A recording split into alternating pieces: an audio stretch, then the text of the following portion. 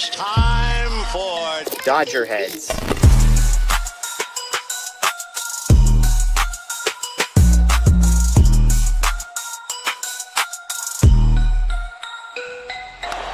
high fly ball into right field. Hey, Dodgers have won it all in 2020. Shohei Ohtani, 50-50 club. Strikes him out. There's a drive. Shohei Ohtani. Freeman hits the ball. She is gone. Birds of party, Los Angeles. Your Dodgers have won the World Series. What's going on, everybody? Welcome into DodgerHeads Unplugged with Scotty G. It's great to have you in. Happy Wednesday. Happy December 3rd. It's a good time. Happy holidays. Hope everybody is doing good. To the tier ones, thank you to everybody tuning in here, avoiding those work obligations, doing whatever you got to do, putting your, me in your earbuds, however you're listening, watching. Thank you so much for tuning in to the chat early on. Thank you. Got a couple fun things to get into today. We're going to talk, everybody's, looking at the free agent market, stuff starting to trickle in. Seen one big deal already with Dylan Cease. Blue Jays diving in. Cody Ponce, like they're going into it. The Toronto Blue Jays are getting ahead of Major League Baseball here and kind of setting the market with these things. They're getting their offseason, shopping done early. They had some targets, and they definitely are circling them, and taking that heartbreaking loss in the World Series motivated them to go out and do it. But everybody, sit tight. Dodgers are in a good spot. No need to panic on anything. No need to think twice about what the Dodgers are doing. We've seen this free agent market for relievers, really heat up. That's been the part. There's been 11 relievers signed so far, and the Dodgers are not in that list. They have not yet gone in there. You've seen them linked to some players, but haven't come close with a deal. Maybe close, but they haven't landed a deal yet, but we'll get into it.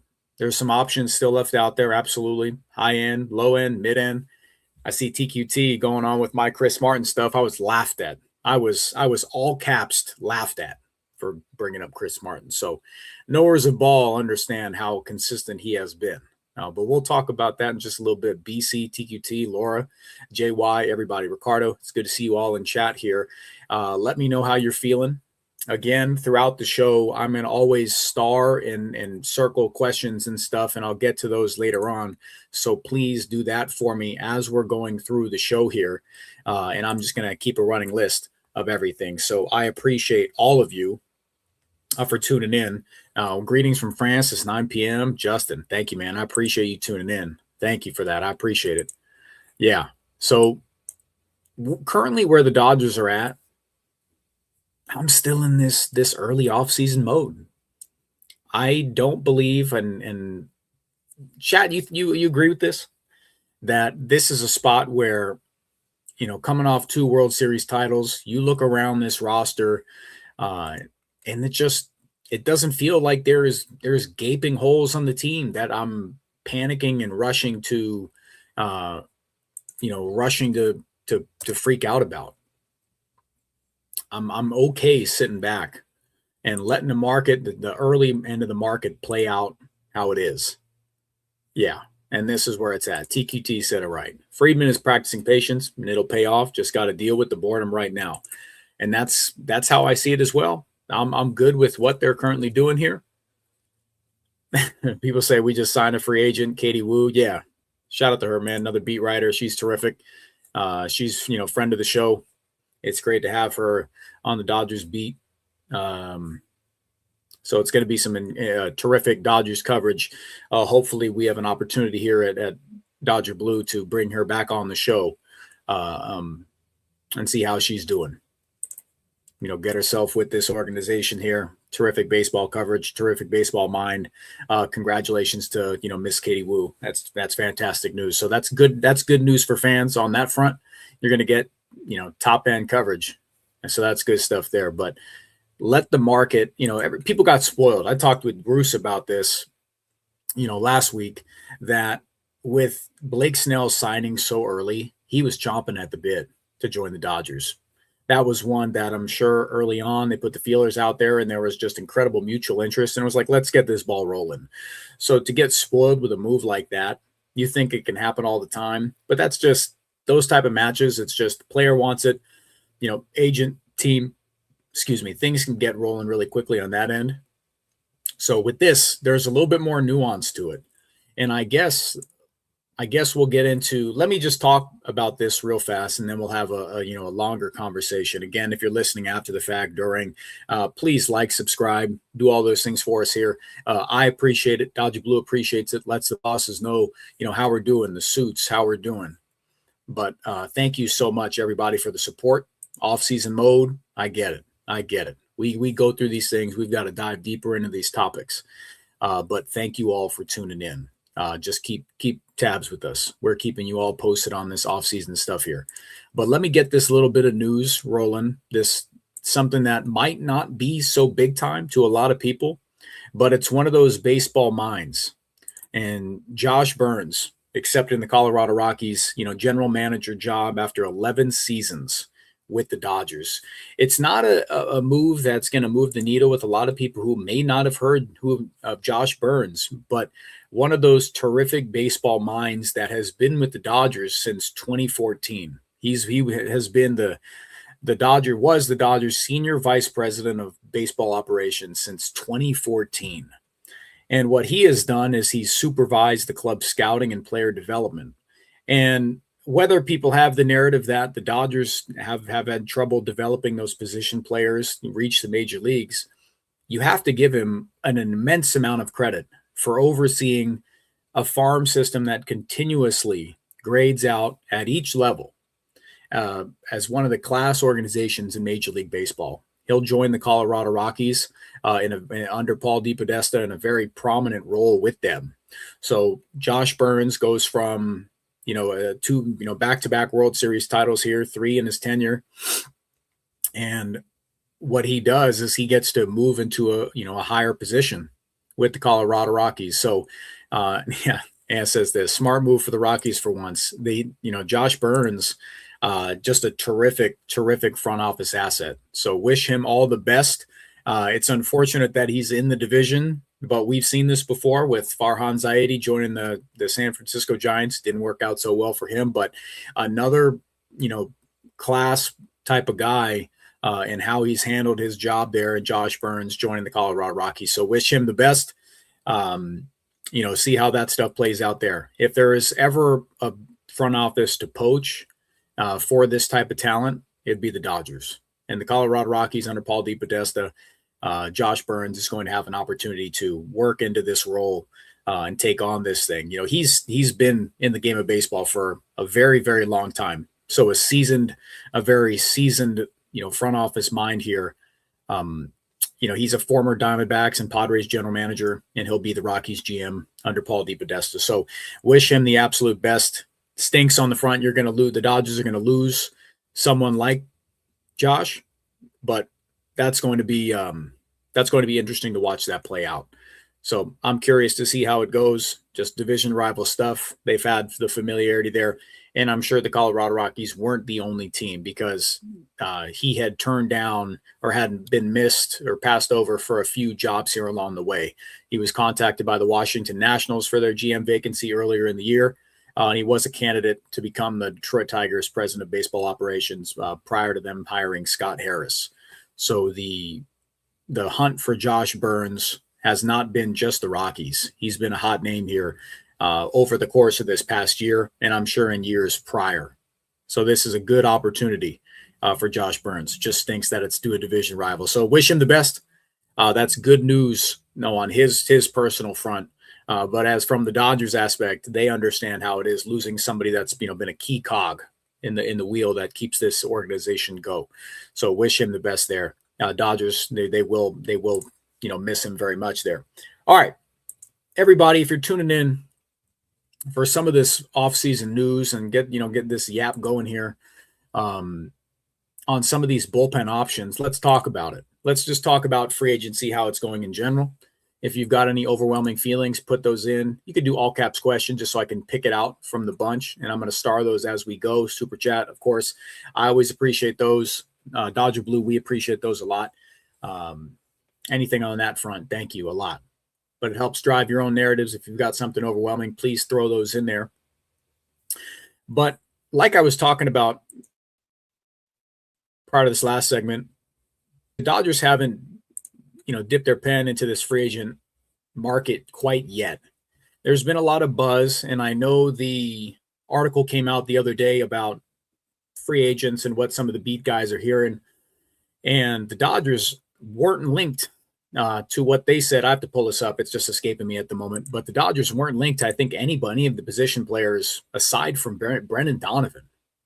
Not Stephen Kwan, not Jarren Duran, Buxton. It was just about best fits. They didn't have the Dodgers as far as any of them. They didn't have them on any of those lists. So that was peculiar to me. I know that article and that breakdown got a ton of run, and it should, because it's just, those thoughts in a big dump form. But the Dodgers haven't been connected to any of them. That's just their opinion as far as best fits. As far as the reported connections there, that's stuff that we've heard early in the offseason. So I would say there's still smoke in that sense, but not having the Dodgers in those best fit category was weird to me. So I don't know where they're kind of getting those breakdowns, if that's the sense of where it's at. I think that that's very odd to go from, I would say, best fit and the smoke we've heard in the past. Why have, if they're hearing stuff on a different sense that the Dodgers haven't been linked, why has that shifted? Has it shifted? I'm not so sure. I think there's still a lot there. The Dodgers just kind of, let me just tell you this. You don't want to be the first team unless there's like a not a bargain deal, but something that's not going to break the bank. What's up, Craig? It's good to see you. Like Dylan Cease signing early on, qualifying offer. That's a name that the Blue Jays had circled. That was a match made, the money lined up, stuff like that. Blake Snell with the Dodgers, money lined up, interest lined up. Those things happen early. But as far as like trade stuff, being the first, there's a lot of these guys like Jarren Duran, Wyatt Abreu, Stephen Kwan, Buxton's, I think, a different case. But it's more about the team to overpay is going to be the one that kind of sets it. Every team values some of these guys differently. It's reported that the Boston Red Sox view Jarren Duran as the all-star player. They have every right to do that rather than the player Jarren Duran was this past year in 2025. Stephen Kwan, I'm sure the Cleveland Guardians value him the same type of way. But it's the first team to overpay and set like the market tone for a move like that. I'm sure the Dodgers are keeping their finger on the pulse of. And I'm sure those deals are moving slowly in the back end. And if one clicks and lines up, I'm sure they've got their hand in a few of them. I would say that there's a couple names that make sense. I'm still going to be on here telling you that Jarren Duran makes sense. Wyatt Abreu, if that's the route they want to go to, elite defensive glove, bat can play. And, Jarren Duran makes sense from a platoon aspect. He has that upside, speed, athleticism, I think would play. The defense would play outside of Boston way more than it has in years past. So I think that the Dodgers would be happy in either of these scenarios, including Stephen Kwan. I talked about the stability thing that you could sell me on either of these guys, all three of them. Even Buxton with the ceiling there, injury issues aside. I'm more still on the stability thing. I think that if it's the cost lines up in these organizations on the other side, like what the Dodgers have to offer financially, prospect value, and even major league players going back to these other teams, I think they'll go not whichever route jumps first, but if a move lines up, then I think they'll go that way. It's just you don't want to be the first team to overpay, and you're like, what the hell just happened? Let me do this real quick. Thomas, I saw you in the chat last night about Christian Campbell. That's just, I think he's a super young player with a ton of team control. That's not a guy I want to bring in. Talented kid, but it's just, I know they say he may be available, but it's about prospect stuff going back. It's someone who hasn't had extended time at major league level, and you don't know what you're going to get. And the Dodgers aren't really in a spot for that. They have those low level prospects. They have those guys in AA that in a year they're going to be in AAA, and then you'll see it. I would prefer for the Dodgers spend assets on a big league guy. That's where I'm currently at on a big league player that can come in there and stabilize the position, and with a little bit of team control to keep that spot open. So, Thomas, I'm glad I could answer your question. I saw you asking that last night on the show with Jeff and Bruce. I wanted to make sure I put that up. I saw you ask it a few times. I got you. Let me see here real quick. Let me favorite a few of these here. Cool. Let me get back to it. So that's kind of my sense of it. It's not even the bullpen conversation. It's just the free agent conversation. But as far as the bullpen, I won't lie. The Devin Williams, the Ryan Helsley, the Raisel Iglesias, Phil Maton signed. Like, the Dodgers were in on Raisel Iglesias because he was a one-year guy. The Ryan Helsley stuff, I went on Dodgers territory a few weeks ago and talked about he was someone that I would be comfortable giving a 1-1, and that's essentially what they did. The Orioles, the Baltimore Orioles got him on a 1-1 to go out there, reset your market. If you have the opportunity to opt out after 2026, I felt that would have been great. If the Dodgers didn't want to deal with that and say lock him in for 2, that's fine. If they didn't want to, go into 2 years, 28, I mean, maybe it's just not their target. Just not their target. Devin Williams getting 351 set a lot of the tone. That move took me a little bit by surprise. Him getting $17 million a year was, 17 million AAV is big time. That's big money.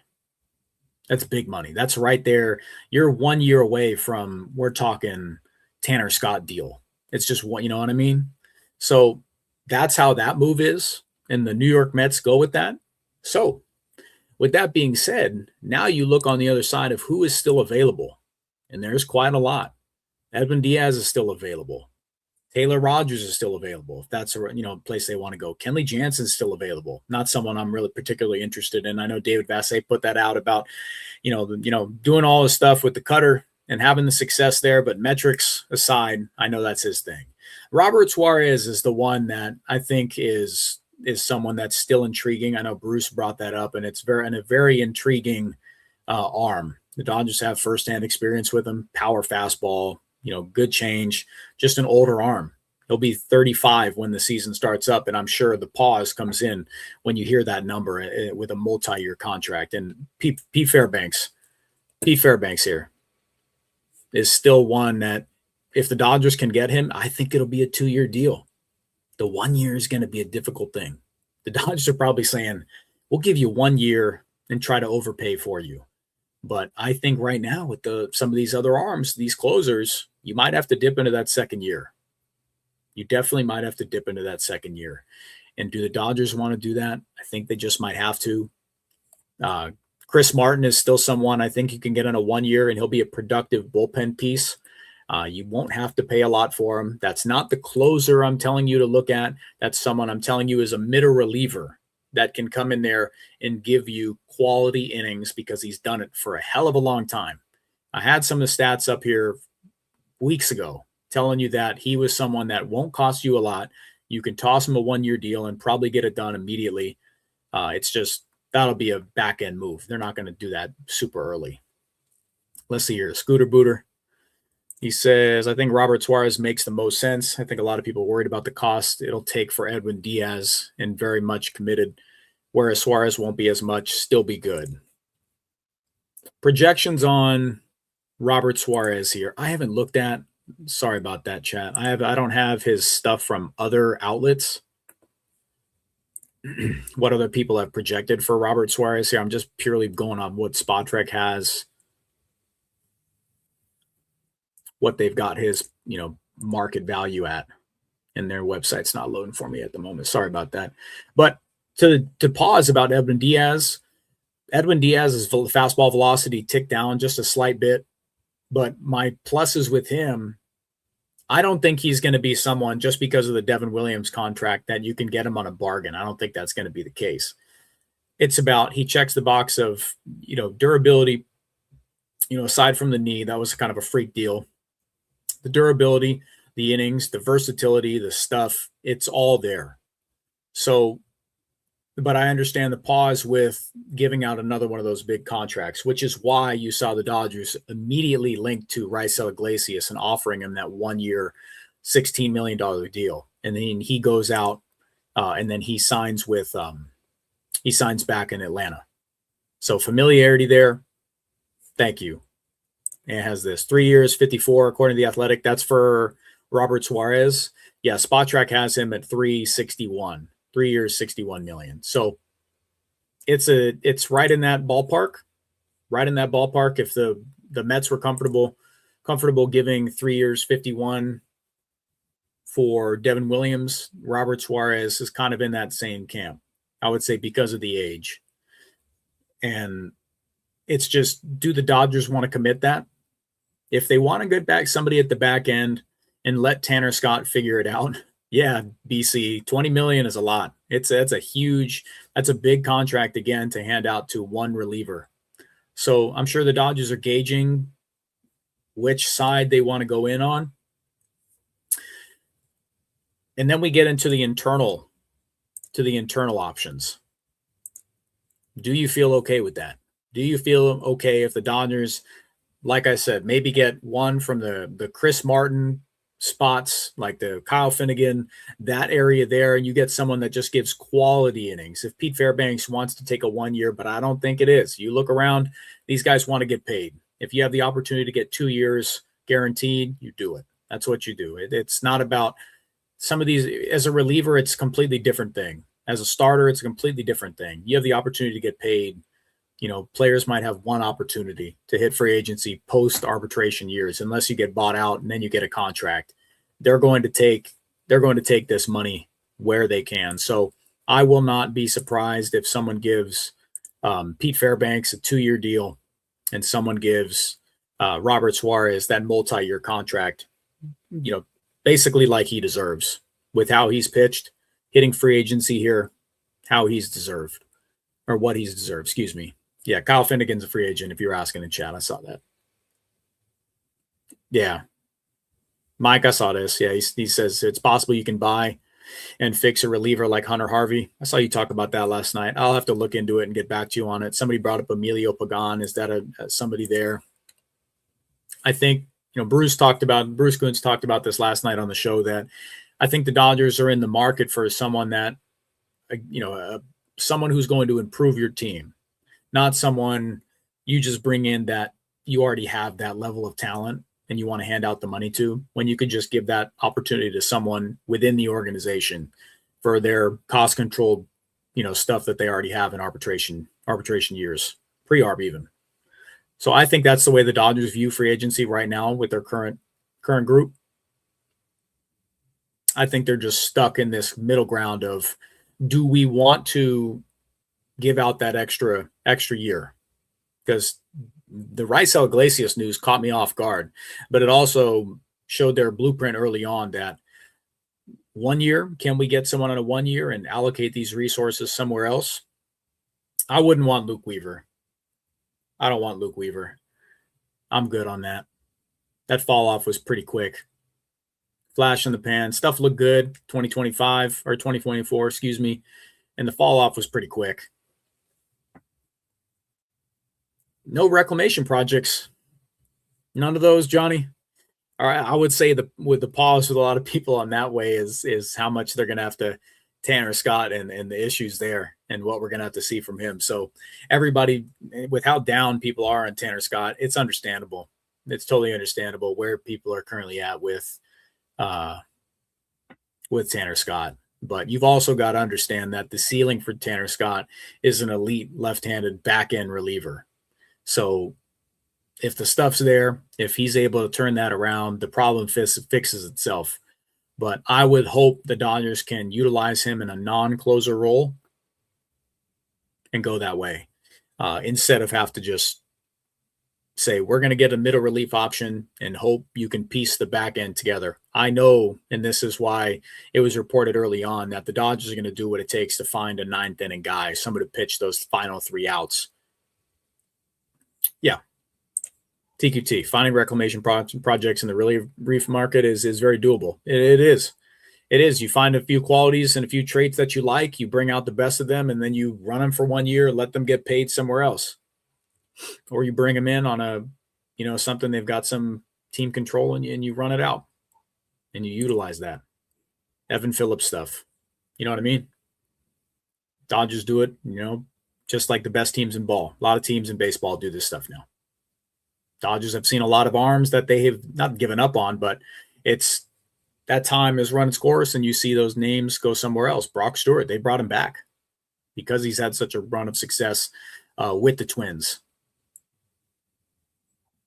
Dennis Santana. A lot of these other guys go other places and thrive. So reliever market, there's a lot of names that you can say, we like a few of these qualities here. Can they handle the back end? What can we tweak here? That's where their, development staff and their analysis guys can kind of dive into it. But if they're looking at the back end, how many 1-year guys are there on the market at this point? And is Edwin Diaz worth that cost with the qualifying offer? Taking away your first-round pick, slot money, stuff like that. He wants that big contract. Probably won't settle for anything less. He shouldn't. Not where I'm at. Yeah, Nick Martinez always looked good as strictly reliever. He could do both. Start, relieve. So somebody brought up David Robertson to me the other day, and I was like, man, he's 40. Oh, different stuff. So it's just, I don't want them to hand out that big contract. If they do, not my money. I'll take it. I'll enjoy it. I'll watch, those big contracts play out and how they do. Robert Suarez, Edwin Diaz, if they want to dive in that route. But I think David Robertson, BC, David Robertson, Phillies reliever. Yeah, this is exactly this year. It's hard to see Andrew Friedman paying a reliever a ton of money and giving up the draft picks. Exactly. Picking at the back end of the first. They've got to use those, back end first guys and go from there. All right. Let's see what we got. Let's go all caps question. Let me get through some of these here. He says, Scott, what have you been hearing about the Dodgers supposedly looking at picking up the other KBO third baseman? I saw that. The name is escaping me of it. I personally haven't been hearing anything. Is that Song? I did see that one report. I don't know much about him. I'll have to get back to you on that. Mike, I'll have to get back to you on that. But they do need to work on their depth. And they do. They've got to figure out what the hell they're doing with Dalton Rushing. They've got to figure out what the hell they're doing in left field. They've got a couple areas they've got to attack first. Somebody said it earlier in chat about left field. I agree fully. Bullpen is at the bottom of my offseason to-do list. It has everything to do with bench depth and outfield, the corner outfield. Corner outfield, just an outfielder. If they want to get a center fielder, works for me. Push bias to left, cool. Outfielder 1, bench depth 2, bullpen 3. That's my list right now, as it stands. No shot. This dude said Friedman don't spend money. Nuts. Out of control. What a statement. What a statement. What a statement. They spend it all, man. Todd Hollinsworth, shout out in the chat. That's incredible. Friedman's big money bags. What are you talking about?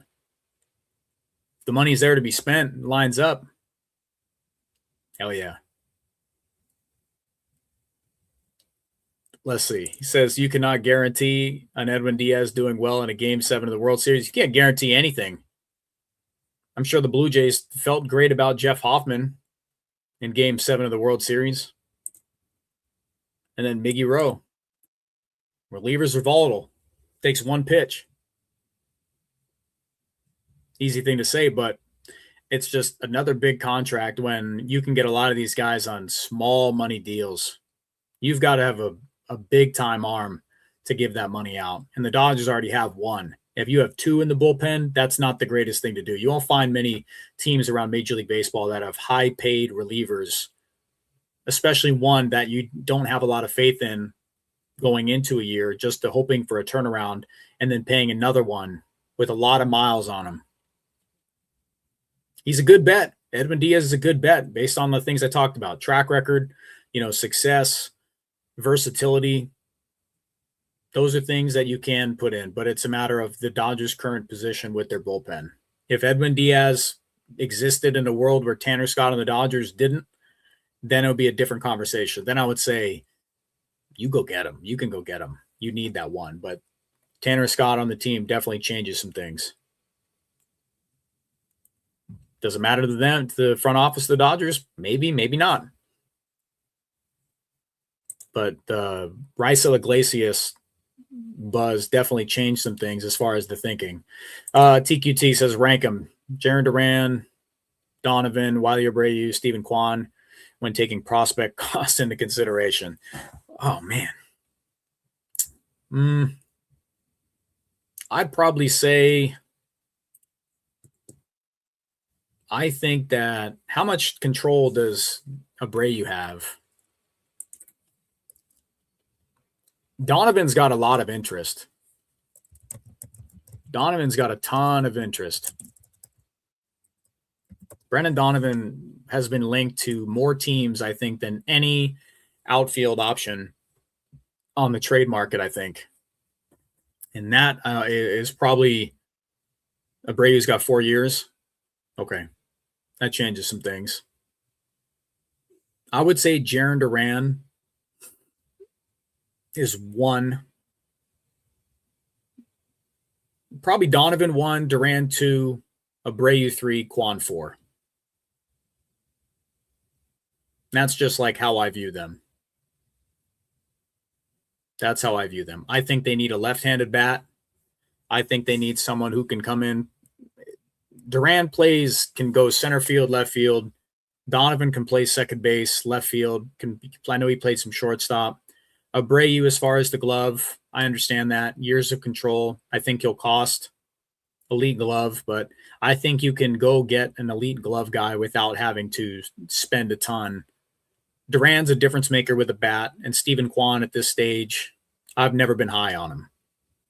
But I understand the stability aspect. That's why I'm saying if the Dodgers acquire Stephen Kwan and it was finding the stability of the position, and they're saying that's why we did it. We have the prospects that we could trade away, then I could be sold on it. But as far as taking the player that I would like, it's someone that, it's Duran 1 as far as what he can do, with the speed. I think the glove will be better. And I think the bat, he was an all-star. This is someone that is proficient against right-handed pitching. And Brendan Donovan, bat to ball guy, play multiple positions. Sounds like a Dodgers player. Wiley Abreu is a Red Sox outfielder with a terrific glove. Upside with the bat, 4 years of control. TQT noodle bat with Stephen Kwan. So I get it. I've long said I've got to put a lot of different spots that you don't pay up for guys who don't have big time offense or at least a solid bat. But where there's smoke, there's fire. If the conversation is still going there, I would still call the Boston Red Sox. And, after they calm down with grading him out as that 7-win player, I would say, what's it going to take, for Jarren Duran? I'm still there. And then Donovan's 2. I think that's the number 1 spot you have to go to. And then you go fix the bench. Then you go deep in the bench. I still think the conversation I'm going to keep having is if it gets to the point where the Dodgers are looking for how to remedy left field and Ryan Ward is in the conversation, but Dalton Rushing is not, then there's a weird thing going on. Why? You know what I mean? I think that's one of the biggest things the Dodgers have to figure out because, excuse me, there's no way you can tell me that your number 1 offensive prospect position player prospect is suddenly just a backup catcher. That should not be a thing. Should not be a thing. You got to figure out what they're doing with him. So that's one of the biggest question marks there. All right, I'll take a few more. Let me scroll up here. Let me see. Somebody asked what my favorite Vin Scully moment is. It's my favorite Vin Scully moment. The Charlie Culberson walk-off was an incredible moment. Oh, excuse me. Let me get some here. That was, golly, what's going on? Yeah. The Culberson moment was a big-time one. That was special. Let me clear this. My goodness. Yeah. Okay. That was a special moment. I would say Steve Finley walk-off is another really cool one. Winning in Arizona, that was a cool one. And was that 17? Oh, no, not 17. 13? When they jumped in the pool. That was good stuff. Vin Scully narrating everything. I think I would say the Culberson one for me. That was an incredible thing. I mean, you can't overlook 88, but I wasn't alive then. So I think that, that following the Culberson home run was very special for me. But he's just the sound of summer. When times are good, Vin Scully was on the radio, on the TV, times are good. And that helped me through a lot. And I'm sure a lot of you guys too. Yeah, there you go. Vin's entire childhood. I was just a pup. I tell a story all the time. Young whippersnapper. I've got some old verbiage. in the tank. All over. Someone says Scott's got the Southern hospitality feel. Thank you. I appreciate that. I welcome in everybody. Is anyone headed from Dodger Blue heading to winter meetings? Not sure. I'm not sure. But the Steve Finley homer. I remember getting off the bus in elementary school, running home and turning the TV on and watching that. That's one of my earliest baseball memories. No doubt. So just real special stuff tied. But yeah, Scott, the young whippersnapper. Scott, Austin Hayes for the bench. They got to figure out what's going on with Alex Call. If that's still in their plans, he's got control. He'll be there.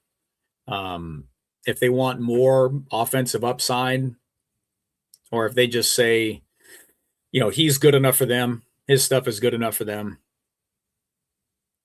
then I understand where they're at. They know what they have with Alex Call. At bat quality, can play left field. Not going to give you much pop. He's more of I didn't say mercenary, Mike. Would you say that? I don't think so. But if they wanted to upgrade it, cool. But I feel more comfortable when the Dodgers have someone coming off the bench where you say this is going to be a plus AB. You know what I mean? It's an uncomfortable spot where the Dodgers don't have those guys like they have in years past. Just have these mercenaries versus righties versus lefties. EG later. It's good to see you. Thanks for tuning in. I appreciate you. I want them to get back to, having that. And I know it costs a little bit. You might have to bring somebody in who's comfortable doing that. Miguel Rojas, he'll be there.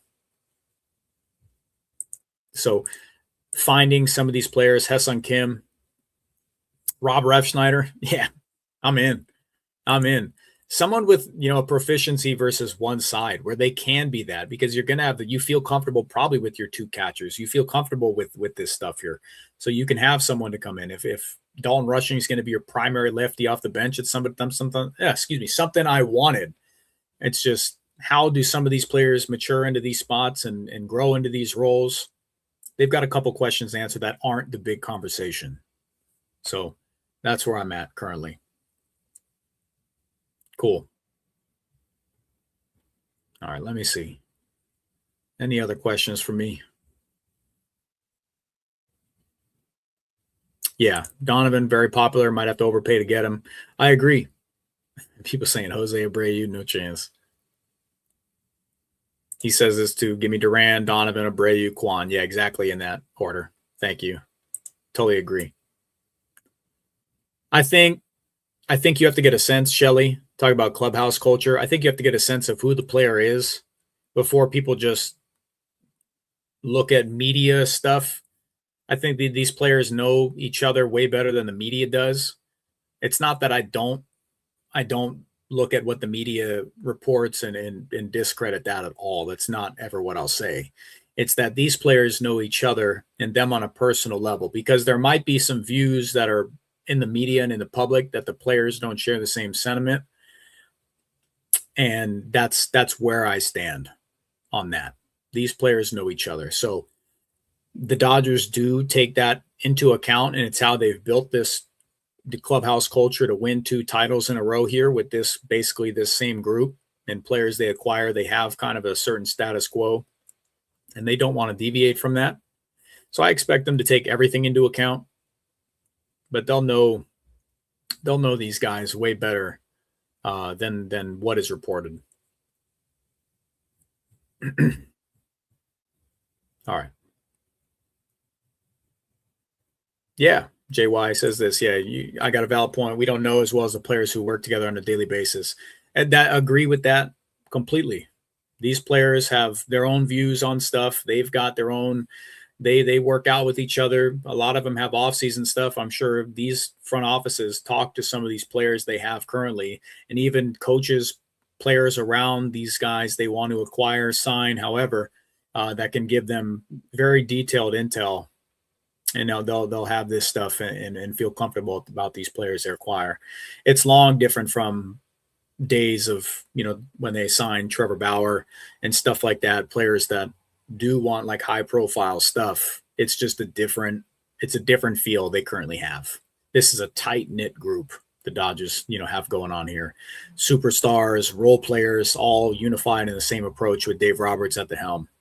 It's a different time. But they'll definitely, Shelly, I appreciate you bringing that up because it always does matter. It always does matter. Oh, before I go, I have to give credit to Will Klein for being an absolute stud and replying to me on Instagram when I DM'd him or replied to his pic of his Spotify Wrapped and told him that he's got an elite taste in music. So I told him we'd be talking about this on the show. So I don't know if he's tuning in, but I'm going to send him the clip anyways. Will Klein, elite thrower of the baseball, elite listener of music. Will Klein is an absolute A-plus stud. He's got Sabrina Carpenter, Casey Musgraves, little T Swift, little Golden Chaperone on the top 5 artists for him. What a beast, man. What a beast. I hope he's doing fantastic today. So if you guys want to just screen clip this, send it to him. What an A-plus W of a human.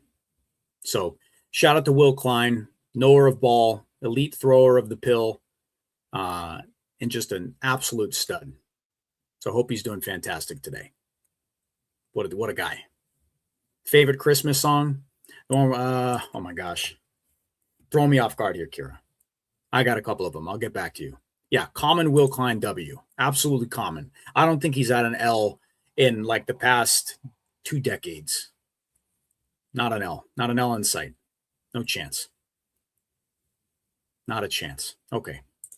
Everybody, I appreciate the hell out of you. Thank you for tuning in to DodgerHeads Unplugged with Scotty G.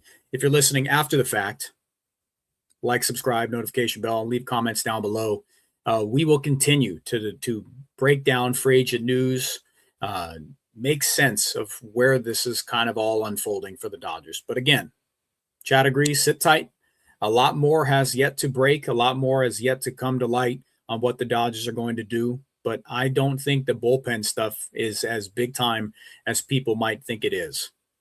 So they've kind of given the blueprint with the 1-year stuff. If they want to dip their pen back into that long-term stuff, then we'll see. We'll see. But everybody, please enjoy the rest of your day. My name is Scott Geirman. Thank you for tuning in to DodgerHeads Unplugged. And as always, till I can't say it anymore, go Dodgers.